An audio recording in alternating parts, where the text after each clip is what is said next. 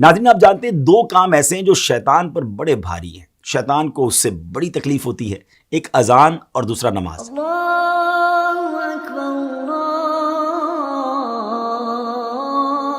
اکبر۔ جی ہاں، جب اذان ہوتی ہے تو شیطان کئی میل دور بھاگ جاتا ہے اور نماز تو اس کی ناک رگڑوا دیتی ہے، مگر ایسا بدبخت جو نماز اور اذان سے اتنی تکلیف محسوس کرتا ہو، اس نے ایک بار ایک بزرگ ہستی کو نماز کے لیے جگایا۔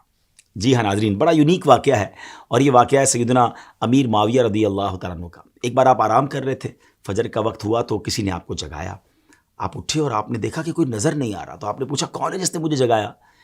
تو آواز آئی کہ میں شیطان ہوں۔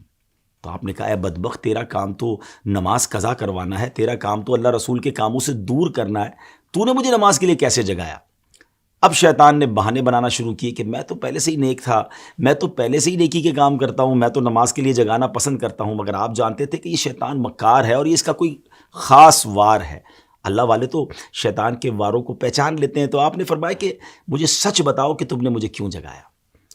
تو شیطان کہتا ہے کہ حضور بات یہ ہے کہ اگر آپ نماز کے لیے نہ اٹھتے تو مجھے معلوم ہے کہ آپ کو نماز سے کتنی محبت ہے، نماز قضا ہونے کی وجہ سے آپ خوب گریہ وزاری کرتے، اللہ کی بارگاہ میں خوب روتے، اور اللہ کریم آپ کی وہ گریہ وزاری کو قبول فرما کر آپ کو ایک نماز کا گناہ تو معاف فرماتا، مگر ہزاروں نمازوں کا ثواب بھی عطا فرما دیتا۔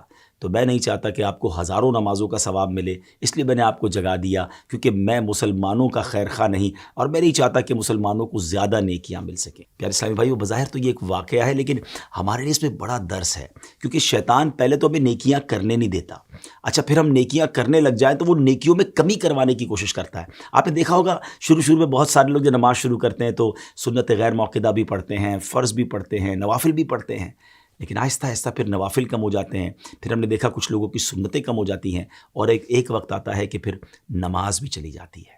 تو شیطان کے واروں کو سمجھیے، اول تو وہ نیکی کرنے نہیں دیتا، نیکی کرے تو اب اس نیکی میں کمی لانے کی کوشش کرتا ہے، وہ بڑا مکار ہے، ہمیں شیطان کے واروں کو سمجھنا ہے۔ اب دیکھیں نا، کچھ ہی دن پہلے کی بات ہے کہ ماہ رمضان میں سارے ہی تقریباً نماز پڑھ رہے تھے، روزے ہو رہے تھے، عبادتیں ہو رہی تھیں، مگر کتنی بڑی تعداد ہے جو اب رمضان کے بعد مسجدوں میں نظر نہیں آ رہی۔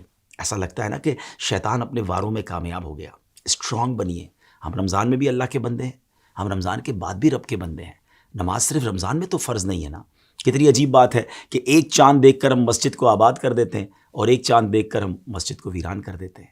آئیے ایک بار پھر مسجد سے رابطہ جوڑیے، شیطان کے واروں میں نہ آئیے، بلکہ شیطان کو پریکٹیکلی جواب دیجیے کہ ہم شیطان کے نہیں، ہم رحمان کے بندے ہیں۔ اللہ کرے دل میں اتر جائے میری بات۔